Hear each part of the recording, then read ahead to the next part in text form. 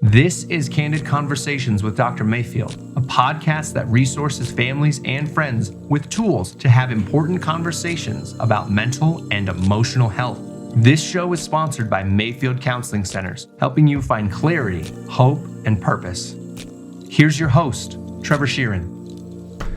Thank you for joining us on Candid Conversations. We are excited to be joining you again this morning. We're starting a little bit later today, so you get the benefit of us being fresh, awake a little bit more. That's debatable. It's 9, so we're at least, it's not 7 a.m. Right. So, a little bit of a difference. Today, we are starting a 3-part series on something that we alluded to last week called the core longings. So the way that this is going to progress is that we'll start this week talking about the first 2, which they kind of fit into 3 categories, which is why we're doing it this way. True. Yeah. Next week will be the second set, and then finally the third week will be the third set, and it will be all wrapped up. And the funny thing about these too is these are going to be like, you've never thought that you actually knew these things in some ways, right? I do this all the time in counseling with my clients, and they're like, oh, right. That makes sense. Why didn't I know this? Like, well, you did. You just didn't have words for it. Exactly. And so I think that's what's going to be for our listeners is you're going to be able to put words to it today, whenever you're listening to it. Whatever. It's more coffee. I want to start today's episode by just defining the core longings, because I think the concept needs just a little bit of explaining to put words to thoughts that we've probably had before. Well, it's interesting because I think you all, as you heard that phrase, core longings, you've already kind of made up your mind of what you think they are. And you're probably right. They're just the basic needs that we have as human beings, right?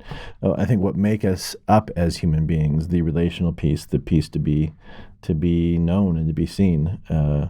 And these are kind of parsing that out a little bit. Yeah. And something that I'm hearing in your language is there might be different words for what we're talking about. If you look up online, you'll find several different lists of what the core longings are. And for the most part, they're all speaking to the same concept. Viktor Frankl's got his and existentialism, and you've got stuff in faith-based realms and that kind of stuff. But it's funny thing is it's all saying the same stuff. Yeah, and so if you've heard of these before and you hear us talking about different words to label these core longings, just know that that's just because we have different words for it, but we're talking about the same 6 things essentially. And one other note that I think is important is that a lot of these core longings can be satisfied by the same things, or a core longing can tie into another one. Like, it's not as clean cut as like, this is the core longing of love and nothing else touches it. It's kind of messy. It is, and it's very gray. No, I can't say Shades of Grey because that book ruined that one. But you're talking about the Civil War book, right? Yes, that one. Yeah. No, but there are different levels of gray in this. In that it's not black and white. And I think a lot of times as human beings, we like to have our needs satisfied by black and white. Just tell me what to do. Right. Fine. Well, and I think if we look at the medical model of mental health right now, Don't get me started. Here's a pill that's going to solve this one problem for you. Or a diagnosis that's going to fill this. Yeah. Right. So the core longings are far more human than that. Right. So today, love and safety. Love and safety. Next week will be acceptance and understanding. And then the last one will be significance and purpose. Those are the 6. And again, you've gone, okay, I've heard these before, or I know these before, but let's dive into these. Like, when did you first get introduced to these? Honestly, it was through a book that talked about addiction to pornography and sexual whatever. And it was talking about a lot of the time when we are going towards pornography to fulfill something in us, it's trying to fulfill a core longing. And if we can identify those core longings, we're then able to see how pornography, and this feeds into our conversation about sugar, porn, and fame, where it treats it like sugar, where what we're trying to satisfy is the hunger of love and acceptance. We're giving ourselves sugar. We're giving ourselves sugar, and so our love and acceptance belly doesn't sit well with that. Right. So that was really the first time. And as I've explored it more and more, and as I've been working with clients, it's been really, really helpful to be able to look at a client and say, okay, in your life right now, what is the core longing that you're trying to satisfy most? Well, and I think I was first introduced to this concept. I'm not sure I'm not going to do it justice, so I'm not going to even try. But Viktor Frankl, talked about some of these things in his book, Man's Search for Meaning, and there's Paul Tillich as well, that, kind of a contemporary of Frankl. But it's this idea that we're on this relentless search for purpose and meaning, and there's certain things that create deeper voids, and there's other things that create deeper meaning. And so I think it's a really interesting concept that we quickly dismiss or forget. Right. And that's why it's important to have conversations about it, because I think that, like we talked about earlier, it might be something that we kind of understand already, but being reminded of it allows us to view our world and our experience and what we're doing in a different way that helps us understand, like, oh, I was really upset with that one person just because I didn't feel understood by them. Well, right. And so it's interesting. So love and safety today, and these are conversations I'm not sure you've had, you probably had with your wife, I've had with my wife, of, the love languages. I think that's where a lot of Gary Chapman stuff has come from, is going, okay, if we are beings that seek out love, how do we do that well? Yeah. But it's interesting. My understanding from my own personal life of love and safety is so vastly different than my wife's. And I remember conversations that we had probably early on. I'm a dreamer. Everybody knows me. I'm a dreamer. I'm a risk taker. I'm fine sleeping on somebody's couch and, until we figure things out. Well, that's not my wife. Safety for her was, and I always fought up against it, going, I'm doing the best I can. It wasn't about me. It was about the fact that, a solid place. When we signed a 2-year lease, that was safety. When I stayed at a job longer than 6 months, that was safety. That's different for me, but it was, finding out those things for her and realizing, why wasn't our relationship early on? We've been married for 12 years here soon. Why wasn't our relationship early on hitting on all cylinders? Well, it's because she didn't feel safe. And it wasn't anything about me personally. It was about just her definition of safety and how she got that filled.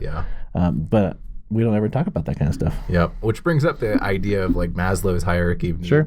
We've talked about that a lot on the show, and somebody might be like, okay, listen, guys, you're telling me I've got core longings. You're telling me I've got this wheel of needs that I have, and that there's Maslow's hierarchy of needs, which is a pyramid. What do I think about? And the answer is yes. Yeah, all of them.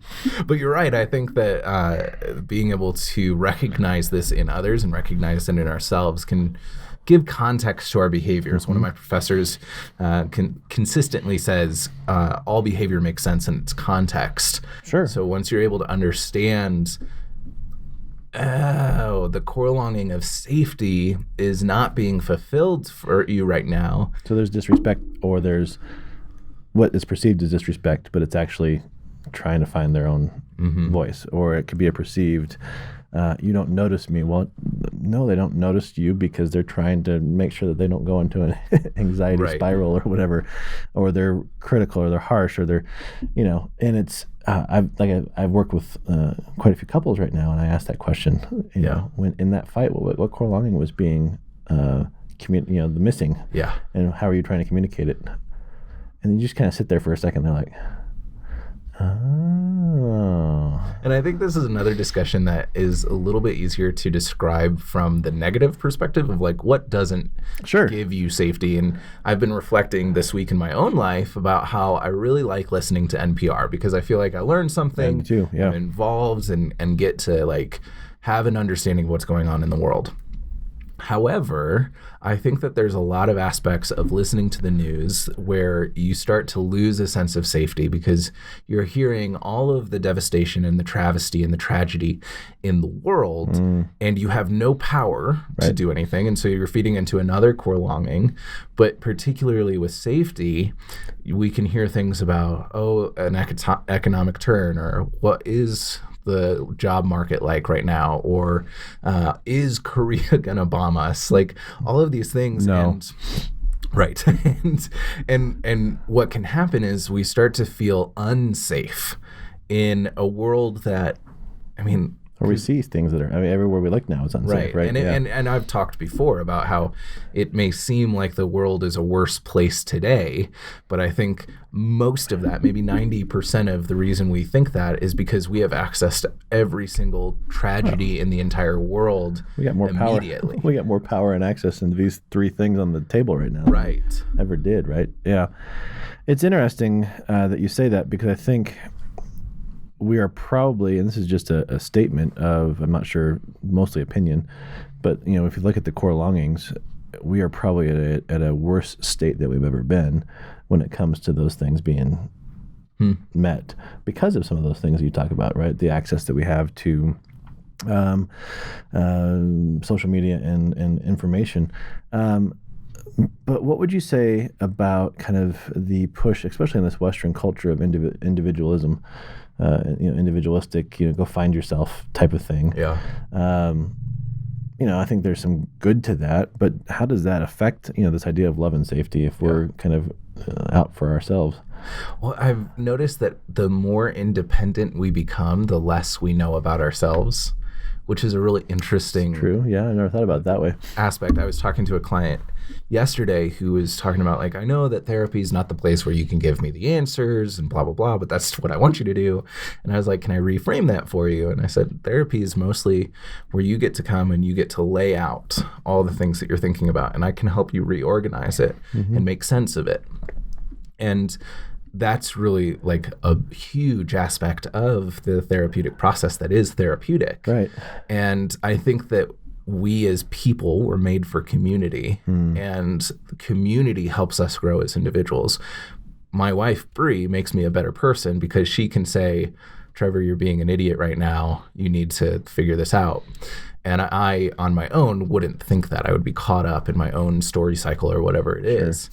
And so it's interesting that as we become more independent and we separate ourselves through social media from true connection. Right. False connection or perceived connection. We lose some of the feeding into core longings like love and safety, where now the only love I can really get that's honest and authentic is from myself. But if I'm not in a place to offer that to myself, right, where does it come from?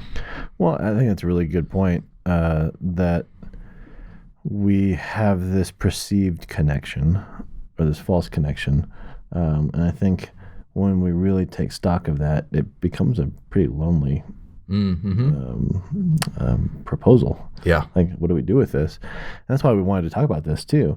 So let's talk real quick about this idea of love and safety. Like in its purest sense, I wonder what would those things look like? And I think, because I think, like you said, we can pull out the ways that it doesn't look like safety. If I'm not feeling safe, I can use food to comfort, or I can use, Same with love. right? So I can use love, if it's like food to comfort, pornography, you think about just kind of our culture, we're talking about one night stand. I mean, different things like that. Social media fame. Right. What other things do you think? Well, I guess so let's look what it isn't, and let's talk about what it is, so our listeners can have an understanding. So, like, what it isn't. What I know you and I both have just divulged on this show our desires, or not our desires, but our struggle with anxiety and fear. Yeah. And how there's things that we still do. I don't know about you, but I still do when I'm locking up the house at night and making sure everything's right. Again, false sense of safety, right? Yeah. But it helps me, at least. So what kind of other things do we think of that are maladaptive for love and safety before we talk about what's actually positive? Yeah. Well, I've thought a lot about how I worry about things 6 months in advance. So I don't worry about things like right now or tomorrow. Those things I've already worried about 6 months ago. You're good. You're covered. So like for me, if I know that I can financially be stable in 6 months, that feels safe to me. And if I don't, which means that something today is occurring that may not actually affect 6 months from now, but it's affecting me now, it taints the way that I see 6 months from now and can cause me to feel unsafe because my future is unstable. Sure. That's one way that I've really noticed safety in my own life this week. Okay. And then for love, I think I just hone in on the ability to connect with others. We've talked about that a lot before, and that's the whole purpose of this show, is to help our listeners be able to connect in a more deeper and meaningful way with others. I think that is one of the most beautiful ways, apart from our faith or spirituality, to fulfill this core longing of love in ourselves, you know? Well, yeah, I think it's the idea, if we don't love ourselves or don't know how to love ourselves, how can we find love in others or love other people? I think you speak to the maladaptive longing of safety for me too, of, hey, if I can see myself 6 months from now, 3 months from now, financially, or maybe not even financially, but just thinking about all aspects of life, I'm like, okay, I could be good. But if, there's an unknown there, right, like, I'm freaking out. Right. And I'm learning, right? I'm learning that what we say a couple weeks ago, that, or a couple episodes ago, that 90 some odd % of what we worry about doesn't come true, and only 4% does, right? So I'm taking that to stock and listening to my own words there. It's helped calm me a lot too. But I think the love piece too, and I think for those of us that have had hard times connecting in our lives, it's amazing how quickly the idea of pornography or those kinds of things can rise up in somebody. Almost insidiously. It is. Even if somebody that, you've not struggled with it for a long time, and how when you're, the minute you don't feel loved, how that pops back up again, or, as an insidious alternative. And it's, all these things that we talk about, that we try to I think the whole idea is control around love and safety, leaves us empty. Who's the individual who wrote the book, The Body Keeps Score? Besser Van de Kolk. Okay, so he I think in that book talks a little bit about how when we're under stress or whatever weight, it's the weakest parts that break first. Yes. And so when we get stressed, if you're constantly getting colds, that's probably just a weak spot of your body, and that's where the stress hits hardest first. And I think that the same can be said about our core longings, where when we're under pressure or things are getting really rough or whatever, we can feel a deficiency in whatever the least fulfilled core longing is, or the one that we've already had weakness in. And so we automatically turn towards drugs or alcohol or sex or pornography or just being rude, raging. Because those are ways that we've found that can kind of satisfy momentarily those core longings. Well, I've had couples in the past, where spouse X, I'm not going to assign a gender to it, but say spouse X is not having their core longing safety being met. And so when that's triggered because of spouse Y, spouse X just starts raging and just spirals, into a volcanic eruption or out of control or whatever. And in that moment, for that 5, 10, 15 minutes, they feel powerful. And so because they feel powerful, there's a false assumption of safety. Where what they're really asking is, what just happened didn't make me safe. And I don't know how to say that to you, so I'm just going to rage. Right. And we see that quite a bit. So for our listeners and viewers, what's something that they can start to, like, questions they can ask themselves this week leading up to the next set of core longings about love and safety in their own lives right now? That's a good question. I think it plays into a lot of our other episodes, right? So I'm not trying to recreate, the wheel here, but it's taking stock of your triggers, taking stock of what things, really upset you, taking stock, sitting down with, in some ways, sitting down with yourself at a piece of paper and going, do I feel safe? In what ways do I feel safe? In what ways don't I feel safe? Kind of doing that pro-con list. I think the same thing with the idea of love, of where do I find love? Who do I allow to love me? How do I love myself? So I think it's just begin to brainstorm those questions without judgment, right? Neither right or wrong, just what is. But it's the honesty piece, I think, that really needs to happen. I don't know. Acknowledging any shoulds that come up. I should be feeling, no, you shouldn't. Just allow it to go. Where the world should be. And I think judgments. How often do we spend time actually thinking about that?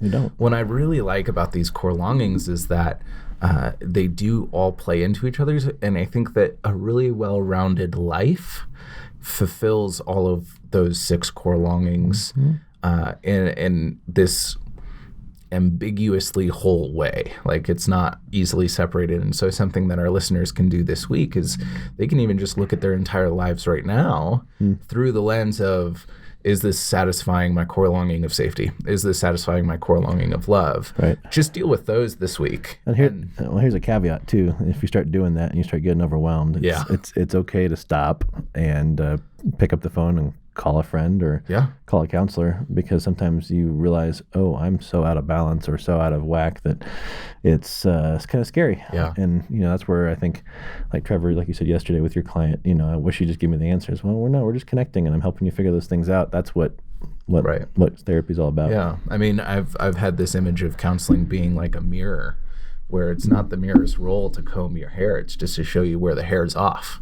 I like that. And I think that's really a good way to look at counseling when you enter the room, because now it really is focused on you as the individual coming to counseling, rather than going to a doctor who's going to be able to put the bone in place, Yeah, no bones, no blood. I'm good. No, not in a counseling office. Well, feel free to reach out to us at Candid at Mayfield Counseling, or you can actually give Adam Smith a call at 719-452-4803 if you need somebody to talk to, and we're happy to help. Yep. Go find healthy ways to fulfill those core longings, and we'll see you next week when we talk about acceptance and understanding.